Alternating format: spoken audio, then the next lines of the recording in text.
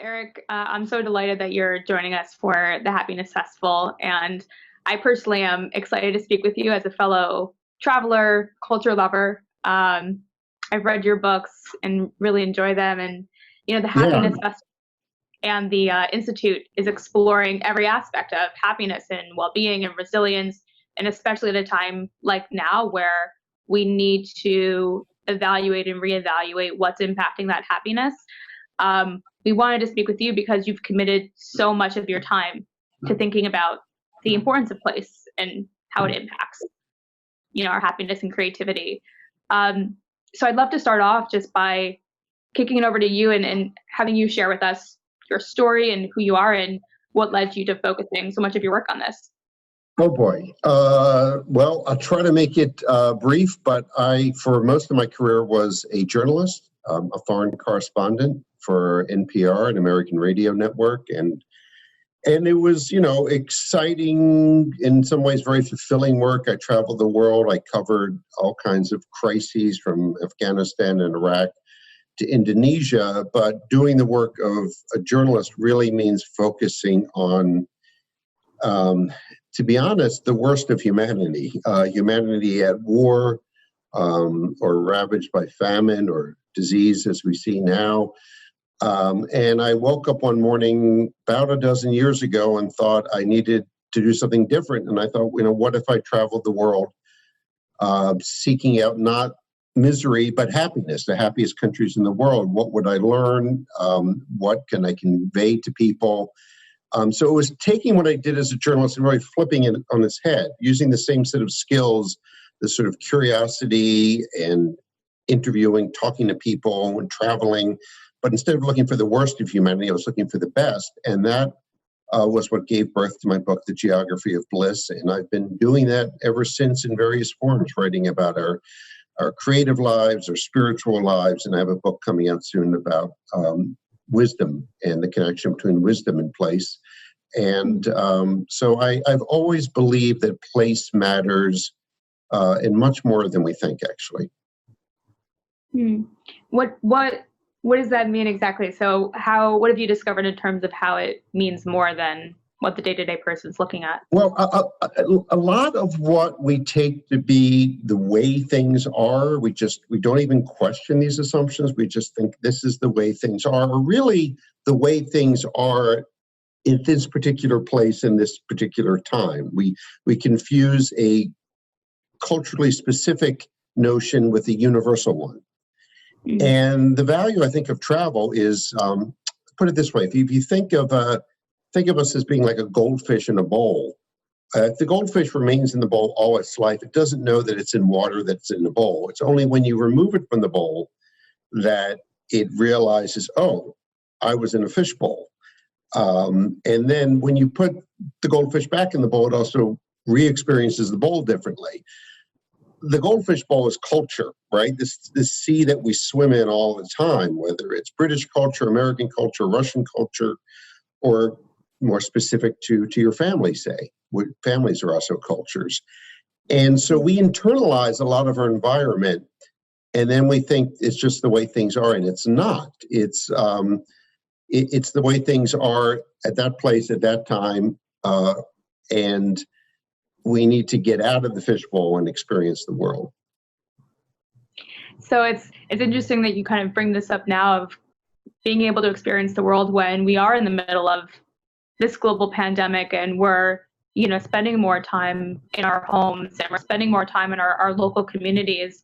I'm curious if you can kind of share a little bit more of what you've learned from different cultures that we can start to think about right in our own backyard.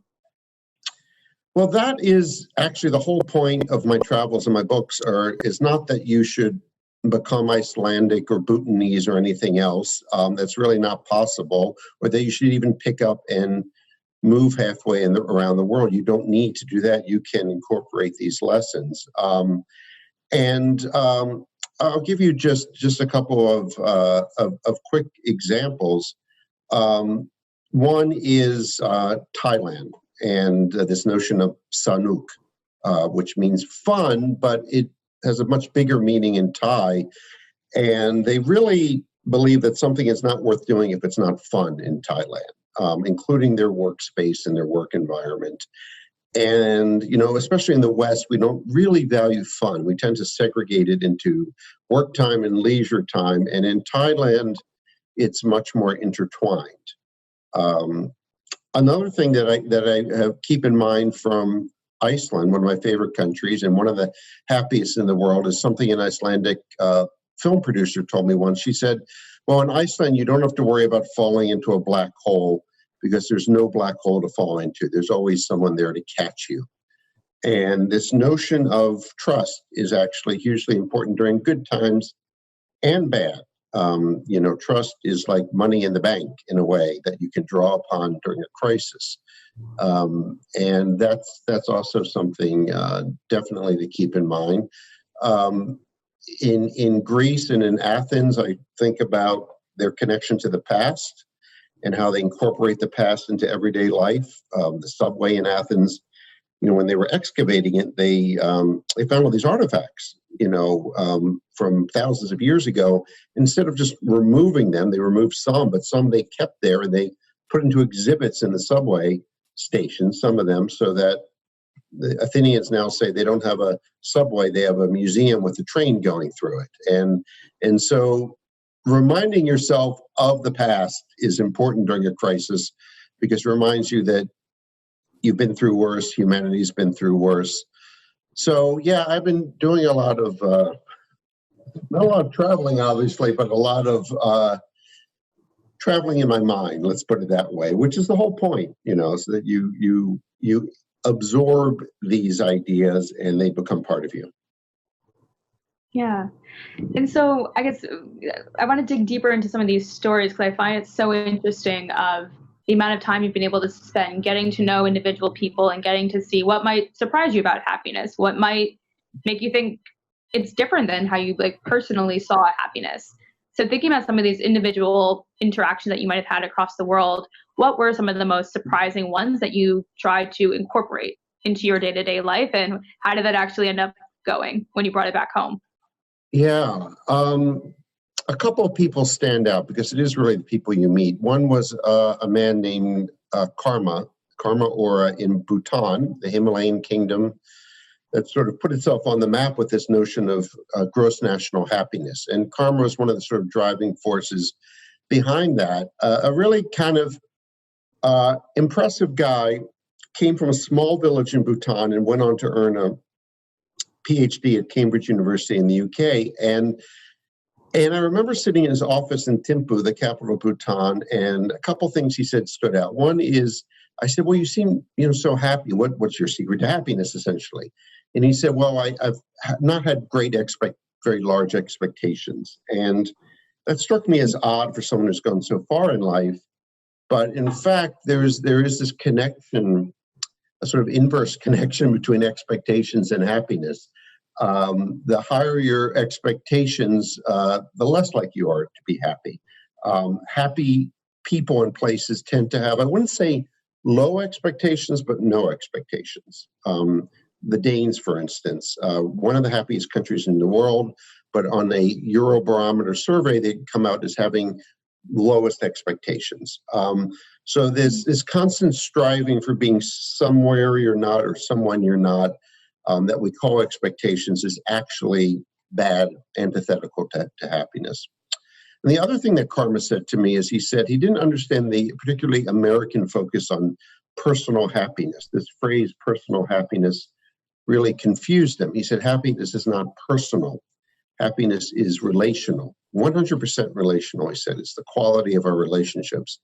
And at the time, I thought he was exaggerating to make a point, but as I traveled and as I researched, I realized he was right. Our happiness is really dependent on the quality and to some extent the quantity of our relationships with loved ones, with family, of course, but also with neighbors, with colleagues, and even with strangers. It is a sort of sum total of these relationships. And if you want to get metaphysical about it, our relationship with the universe as well. And that is what determines our happiness. And that's really a fundamentally different way of looking at it from the sort of what can I get out of it sort of approach to happiness that is particularly American, I have to say. Yeah, and And on that first point of how the higher our expectations are, the harder it is to actually achieve this sense of contentment or of happiness, what role do you think the internet and this increase of information is playing in this as well, knowing that people across the world are seeing what different notions of happiness look like? Right. I think it's not helpful. Social media in general is not helpful. And as you know, there are lots of studies that back this up. So one of the things in researching the Geography of Bliss that I stumbled upon is this notion of envy. Envy is actually very toxic to happiness. In a way, it's the opposite of trust. And countries with high levels of envy tend to be very unhappy places. And what is the internet and social media in particular? It's really an envy-producing machine. If you think about Instagram in particular, everyone's more beautiful, having more fun in wonderful settings, and you're in your pajamas, in Baltimore, whatever. And so social media and the internet are constantly asking us to compare ourselves to others. And that's not a recipe for happiness. I mean, obviously, there's some good that comes out of it. You and I are able to speak right now, and we probably wouldn't otherwise, given circumstances, be better in person, I still believe. But I think during the pandemic, the internet has been a good backup system, a good backup generator, like during a power outage. But let's not confuse it with a regular electrical grid, and so I don't think we should be, this should not be the new normal, the way we're talking right now. I think next year when you have the Happiness Festival, we should do it in person. I agree. Yes. Cheers to that. Yes. And so this is, these are some really interesting examples of what happiness looks like at the individual level, because there are perceptions that we have about the world and our relationships with people that impact how we view it. But there's also institutional factors of what can impact a nation's happiness. And in your books, you've talked about what are these ingredients that build a happy nation, and you've gone across the world. So can you talk a little bit about what is this difference of the national view of happiness versus the individual, maybe? Well, some of it has to do with cultural fit. So just as we have personalities, nations have personalities too. And you may or may not be a good fit into that. I'll give you an example as Japan, which is a fairly, and where I lived for several years, is a fairly introverted culture. They have an expression in Japanese: the nail that sticks out gets hammered down. So you're not really supposed to stand out in Japan, for better or worse. And if you were a very extroverted Japanese person, you might not find your happiness in Japan. You might become what I call a hedonic refugee, which is someone who picks up and moves to another country because they feel like they're a better cultural fit there. And another sort of key element, I don't know if it's institutional, as you said, or so much as cultural, is collectivist versus individual cultures. And East Asian countries like Japan, China, Korea tend to not score that high on these happiness surveys. And it's a bit of a mystery, given that they're doing fairly well economically and have, until this latest blip, done quite well. But their happiness levels didn't seem to match. Researchers call it the Great East Asian Happiness Gap. And I think it's attributable partly to a slightly different definition of happiness. While we in the West tend to think of happiness, again, as very individualistic, in those Confucius societies, they look at it as more collectivist, less an I than a we. And so on surveys, they might be less inclined when asked overall, how happy are you these days? That's the standard question on a scale of 1 to 10. Different thoughts might go through their mind as they assess their happiness. It might be more, how happy is my community, not just me, myself. And do I want to be a 10, really, when my neighbor might be a 6? So taking other people's feelings into account is certainly part of it. But I find that I tend to look at culture, national culture, as sort of the big umbrella unit, and institutions, as you say, sort of fall under culture. I think that cultures drive institutions, that institutions don't drive cultures. That we get the institutions that our cultures want, in a way. Plato once said that what's valued in a country what's honored in a country is cultivated there. So what's honored in a culture is then what we get. And it's not because of an institutional failure, it's, I think, because of cultural failure. Does that make sense? It does. And okay. What's bringing up for me is how this might differ when you look at homogenous cultures, such as the Nordics or Japan, versus when you're looking at more diverse cultures, such as the US or the UK, where you have many different groups right. that come from all over. Did you come up with any findings around this? Well, you're right that some of the countries that rank very high in happiness, such as Iceland and Denmark, to a lesser extent, certainly Switzerland, tend to be more homogenous. My theory is that it's harder to do happiness in a culturally diverse country like the UK or Brazil or the US. I think it's entirely possible. I think it's a greater challenge. I'd like to think that if some of these really culturally diverse countries achieve high levels of happiness, it's actually a more spectacular thing and more admirable because it's harder to pull it off.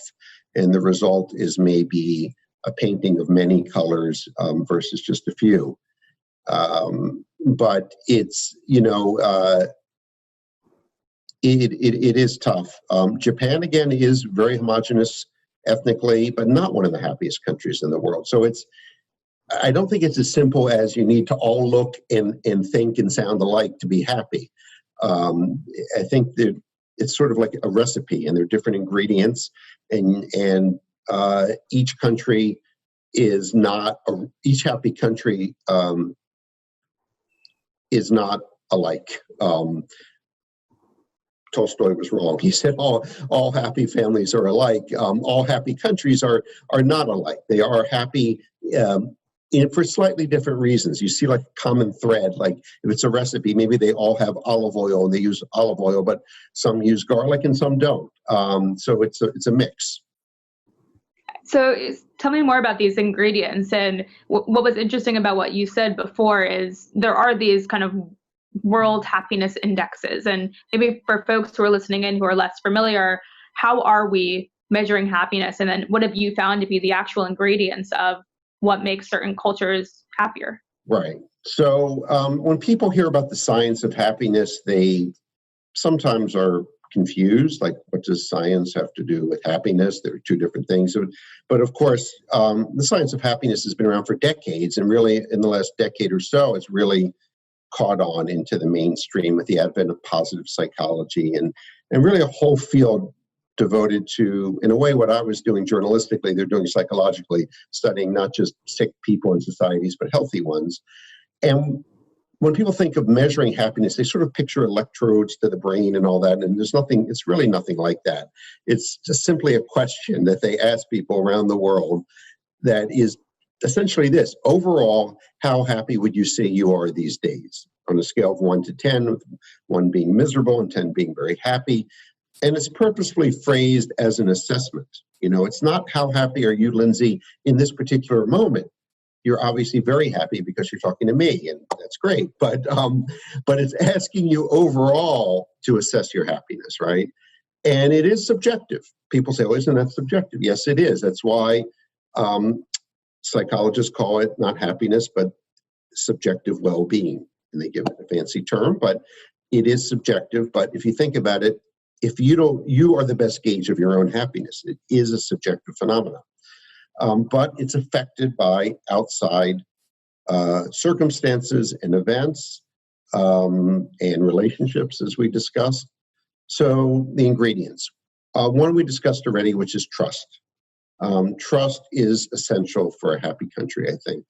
And the wider the circle of the trust, the better. It's fairly easy to trust people you live with in your house or your neighbors, but when you expand that circle, be sort of beyond the tribal, if you will, to strangers, and ask, is there trust overall of people? There's an interesting question that is asked in some surveys, and which is, overall, most people can be trusted.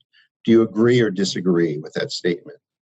And in countries where they're more likely, and it's an open-ended statement on purpose, more likely to agree with it, yes, most people can be trusted. Those will tend to be happier places, and places that weather storms like the pandemic better. So trust is one. We haven't talked about money. Money is actually, money matters, but not as much as we think or in the way that we think. This sort of romantic notion that some people have about the happy poor person is really a myth. People who are desperately poor, countries like in sub-Saharan Africa that are desperately poor, are not happy places. It's just that simple. But then what happens is, as individually or collectively we become happier, as we become wealthier, we do become happier, but it plateaus at a certain point, a fairly low point.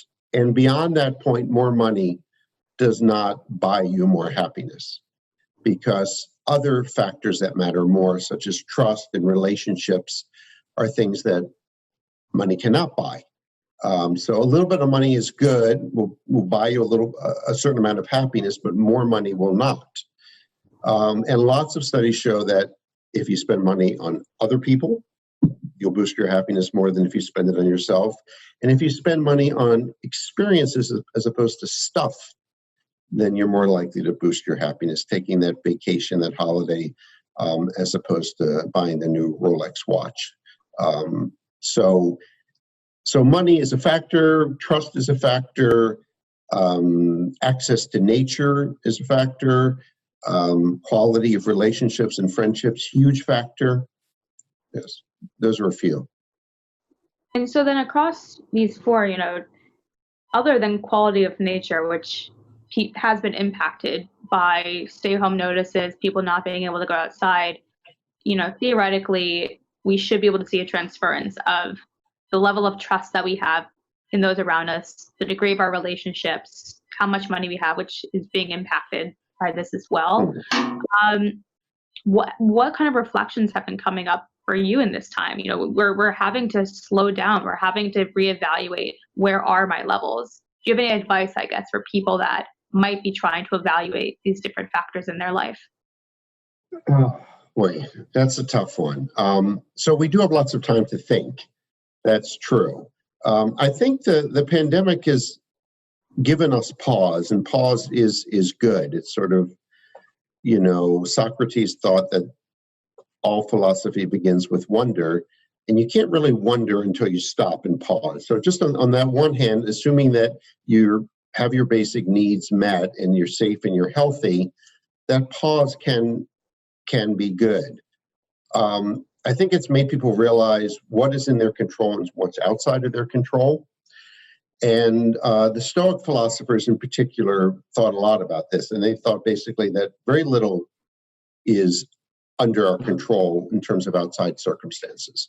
What's really under our control is our reactions to them.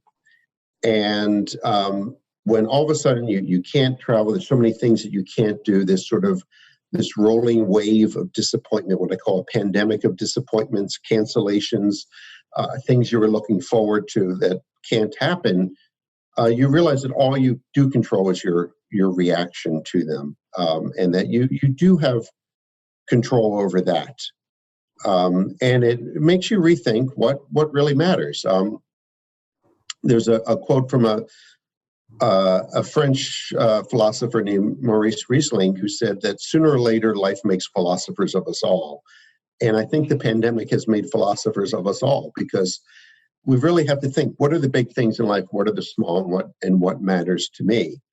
The thing about happiness, and I know it's called the Happiness Festival, and I hate to rain on that parade. But I actually sort of, at the end of my book, The Geography of Bliss, I sort of come to the conclusion that I've been tilting at the wrong windmill in a way, that happiness, at least as we use it in English, is really not the El Dorado, the ultimate goal of life. It's really a meaningful life. And they're not exactly the same. There is overlap, hopefully a fair amount of overlap, but really we want meaningful lives that also tend to be happy. I think actually trying to pursue happiness directly is a mistake. John Stuart Mill, the English philosopher, said, I'm paraphrasing, but as soon as you realize you're happy, you're no longer happy. You've lost it. He said that happiness must be approached sideways like a crab. And I would agree with that. I think happiness is a byproduct of a life lived well. And a life lived well does not mean just a life seeking pleasure, but one seeking meaning, being needed. I think during the pandemic, people maybe feel needed in ways that they haven't. And being needed and feeling useful are important aspects of our humanity, and they're not something that we do expecting a direct happiness benefit. So in a way, we have to kind of trick ourselves into being happy by not thinking about it directly. Although the Happiness Festival is a great idea, don't get me wrong. No, I love a little debate, and I think we've all discussed this as well. Of happiness is this loaded, complex word, and it's the practice around it. It's an inadequate word. It really, in English and in most languages, in fact, there are more words, bigger vocabulary to describe unhappy or negative emotions than positive emotions. So we need a new word that is sort of more than happiness. But I don't know. That's why I like bliss. It's a nice monosyllabic word, but there's still, we don't have the vocabulary to describe these gradations of happiness, really. Yeah, I think when you talk about the language of it as well, happiness and even bliss to a degree signifies it's a moment in time. Today I am happy. Yes. When you talk about meaning and you talk about this desire to be needed, that's something that you cultivate and it's built. Right. And contentment is okay, but doesn't quite convey that deep satisfaction. At least in English, contentment has a little bit of a tinge of resignation. So a large part of happiness, I think, is, this is a view I'm coming around to slowly, is acceptance. Acceptance without resignation, because we tend to, especially here in the U.S., when we talk about acceptance, we think that's accepting an unsatisfactory situation or selling yourself short or not striving. But you can have acceptance. And circling back to the pandemic, it demands acceptance. To wish that life were otherwise is a recipe for unhappiness. And if you look in Buddhism, the Buddha taught that essentially, first noble truth is that there is suffering. And the second truth is that there's suffering because of attachment. And we're attached to what? To wishing life were otherwise. And happy people don't wish life were otherwise. That doesn't mean that they don't try, they don't do things, but they're not constantly wishing life were otherwise. Does that make sense? It does make sense. Okay. Yeah.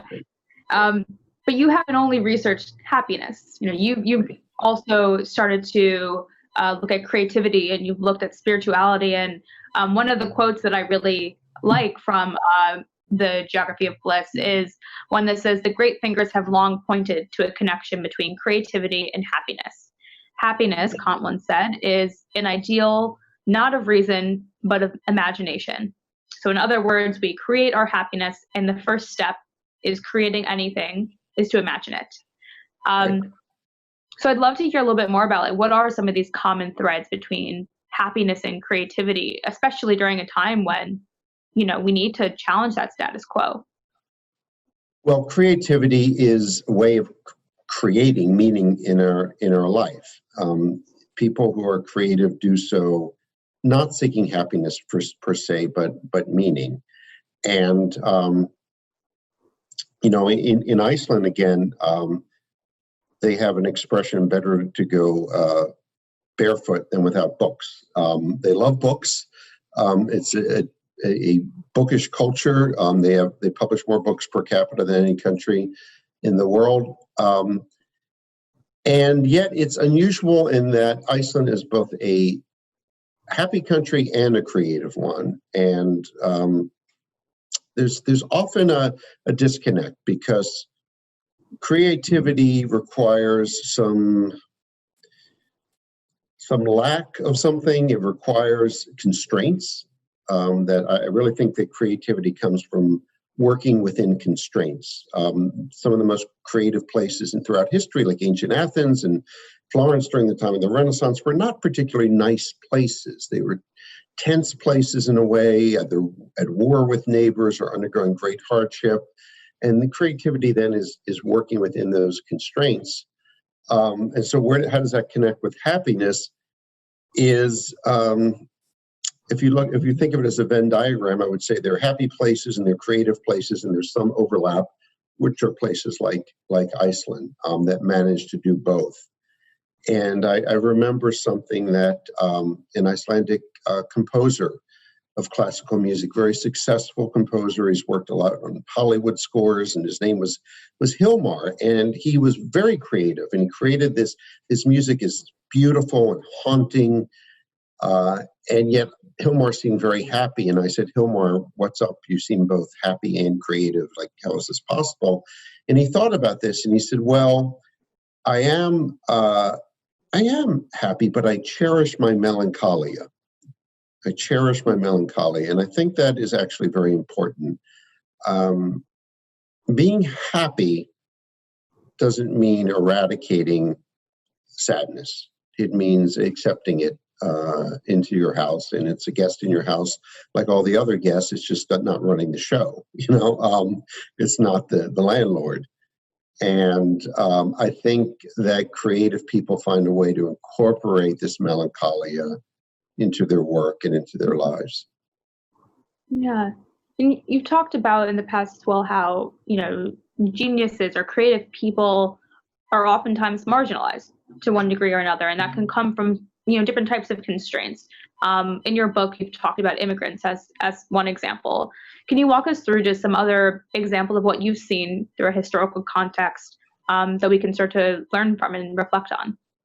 Right. So it works both ways. Creative people are marginalized, and marginalized people are creative, such as immigrants. As you say, immigrants have this outsider's perspective, or what I call an insider-outsider's perspective.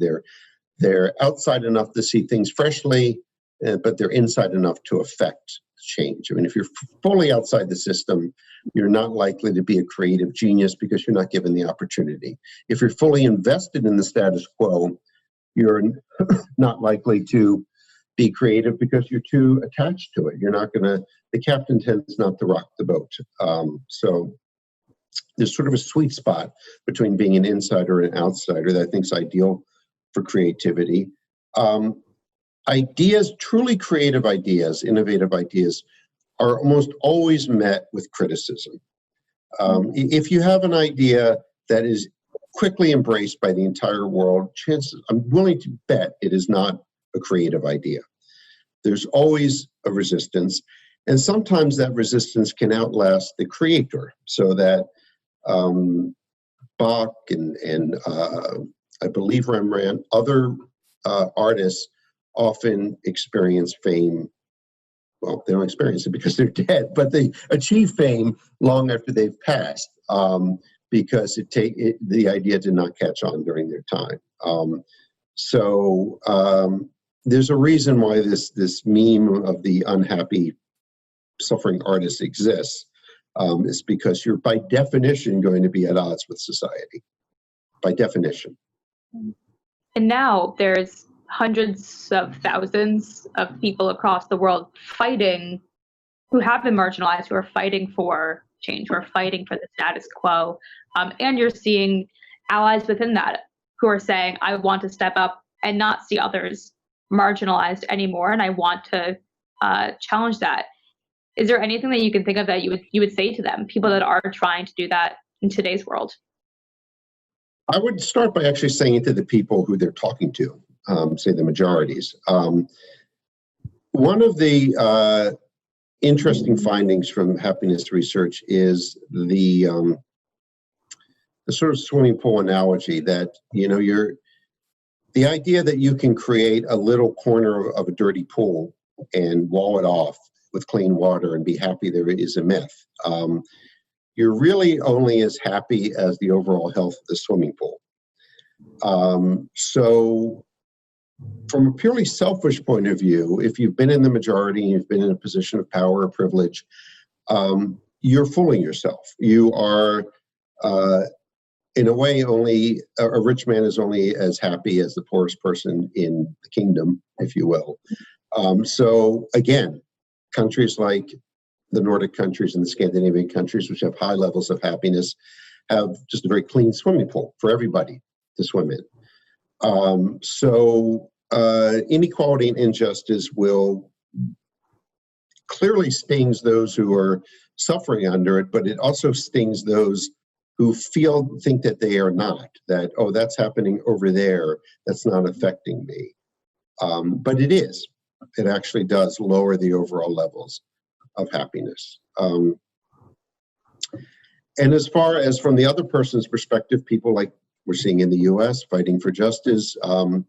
In my new book, The Socrates Express, I devote a chapter to Mahatma Gandhi, and I've been a Gandhi fanboy of Gandhi for a long time. I've read a lot of what he's written, almost all of it, and a lot about him. I lived in India for several years, and I think his wisdom still applies today. He was very much big on on means and ends being the same. This is getting into a big topic, but briefly, he believes that what did he say? Impure means lead to impure ends. So I'm actually very heartened to see a lot of Gandhi's ideals and ideas manifesting on the streets here in the U.S. These days, with nonviolent protests, knowing that that is not only the morally correct thing to do, it's also the smart thing to do tactfully, that you're more likely to achieve your ends that way. And so we're living in tumultuous times, but I mean, as I've observed, like, stasis is not a recipe for happiness or for creativity, that you need these sort of bifurcation points, physicists call it, like if you have a stream running through the running stream, and then it hits a rock and splits into two, that the rock is the bifurcation point, and there's all kinds of turmoil and chaos at that moment. And it's necessary, though, for the stream to change course. And I think that's what we're living through right now. Yeah. Oh, we're getting into the interesting stuff, and we only have a couple minutes left, because what you just mentioned that, when you mentioned in the past that when you're looking for happiness, when you are happy, you are not searching for something else. You are accepting, but you're not resigned about it. Right. Now, meaning, you could argue, is coming from fighting for more and fighting for that fulfillment, because you know what that end goal might be. Right. I think the wisest answer to that, the best answer, is from the Hindu poem, the Bhagavad Gita, which is basically, you've got Arjuna, a regular dude. He's a warrior, but he's kind of a regular dude about to go into battle. He's all scared and frightened and doesn't know whether he can do it, and he's had other reservations. And Lord Krishna, who's disguised as his charioteer, but really he's Lord Krishna, says to Arjuna, and I'm paraphrasing here, put 100% effort into what you're attempting to do, but have 0% invested in the result. And it's very good advice that I don't always follow myself, but I turn to, and I try, is that, yes, you are striving, you're putting effort into this worthwhile project, let's call it that, say more justice. But you're not basing your happiness on achieving the result, right? That you actually, it's not that you have you don't have low expectations. You're not like, oh, this will never work. You're just focused on the effort. And you're leaving the results sort of up to the universe, or if you're a spiritual person, to God, or whatever it is. And to tie the effort and the results so closely is really a recipe for both unhappiness and probably not being successful either. So that requires patience, right? Gandhi was patient. I think African-American people in this country have been patient, and patience is not resignation, and it's not accepting something that's unacceptable. But it's not saying this will only have been worthwhile if we achieve X, Y, and Z. Yeah, and I think we're all coming to a period where we need to reckon with who has to be patient. Our patience has looked different than others, and I think it's a really patience, but another way of saying patience is perseverance too, in a way. And I don't mean to suggest, oh, just be patient, don't stand up for your rights. What I mean is persevere. And it could be fighting for racial equality. It could be you trying to get a promotion at work. If you tie your sense of worth and your sense of satisfaction to a particular result, you might be setting yourself up for unhappiness. It's sort of this recalibration of what's under our control and what's not. We control the effort and the energy and the love, really, that we put into every second of our life on this earth. We don't control results. I wish we did, or I think I wish we did, but I would be maybe in the UK right now talking to you in person. Things would have been very different if the pandemic had not happened, other events. And this is sort of laid bare that we really, despite our technology, our iPhones, our social media, Zoom and everything else, we don't control nearly as much as we think we do. And the question, I think, for humans is that cause for despair or not? Maybe it's not cause for despair, because we do control our happiness, to bring it back. We control not the circumstances, but our happiness. Yeah. Well, this has been so fascinating and so interesting to talk to you. And I will leave you with one challenge before we go. One of our favorite questions. You're going to hate this question. You're going to hate it. Because what does happiness mean to you? And you've already said you hate this word happiness. So I'm curious. Can you tell us what this means?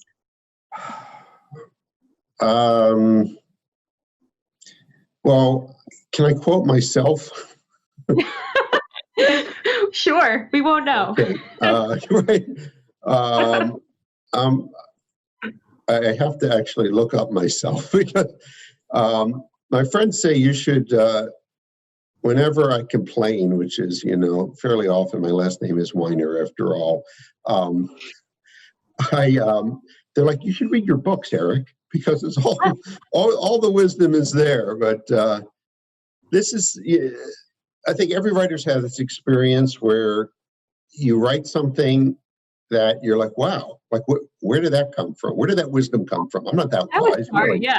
Yeah. So this is what I wrote in the Geography of Bliss, and I stand by it. Maybe happiness is this: not feeling that you should be elsewhere, doing something else, being someone else. That's simple. And I think that conveys the sense of acceptance that I've been talking about, without resignation.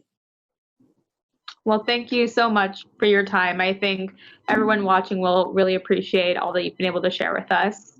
And good luck, for the next few weeks, Thank you.